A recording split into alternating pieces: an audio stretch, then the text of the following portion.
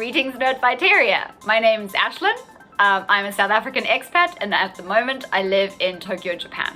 On this planet, we're facing a lot of complex problems, like pandemics, like natural disasters, and communities with resources prepare better, fare better, and recover better. This matters because we're living through an enormous compound disaster on a global scale, the climate crisis.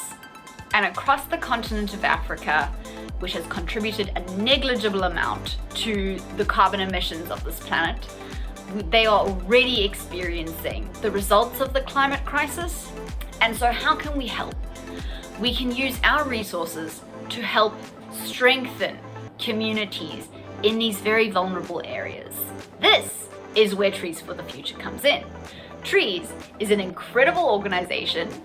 They train farmers in what's called the forest garden approach, which allows farming families to restore their land, diversify their diets, provide for their families, capture carbon, build resilience against droughts and floods, and increase biodiversity on their land.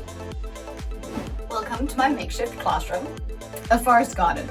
Right, it starts with this living fence that you see here, which is made up of thorny, tough trees. Okay, these are really great for fencing off and kind of protecting the area. It protects everything from wind, and these trees also often can provide fodder for animals, and they can be nitrogen fixing. In the middle of this living fence, the farmer actually plans a garden that is unique. So the garden is planned around two basic questions. What do I need?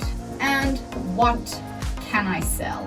This allows the forest garden to be a really flexible approach because each farmer is planning around their own environment and their own needs and what their family needs and what their community needs at market. In the middle of this living fence, we get a lot of different crops. They're planting so that they can have multiple paydays every year and so they can be feeding their families these very nutritious meals. In among these rows of like vegetables, etc., you'll have things like fruit trees. So the forest garden is really doing an incredible job at addressing the needs of these people.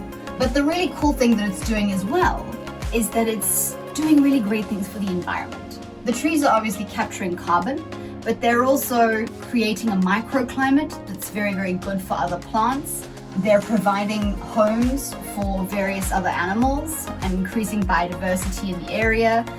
You'll get birds in this living fence, which are great natural pest controllers. And then they are rejuvenating the soil, which is often very depleted after years and years of monocropping. So as it turns out, a forest garden is a simple but extraordinary tool. But a forest garden does not just pop into existence by magic. Farmers grow and maintain them using the seeds, tools, and training that Trees for the Future provides. They gather for group training, learning both as individuals and in communities about things like composting, water management, how to maximize the sun on their land, seed saving, and much more. Knowing that forest gardeners learn in communities always makes me happy, because we here in Nerdfighteria know the joy and the power of a good community. Currently, Trees works in Senegal, Mali, Chad, Central African Republic, Cameroon, Uganda, Kenya, and Tanzania. And I hope that this year, during the P4A, we choose to help strengthen the communities that they work with.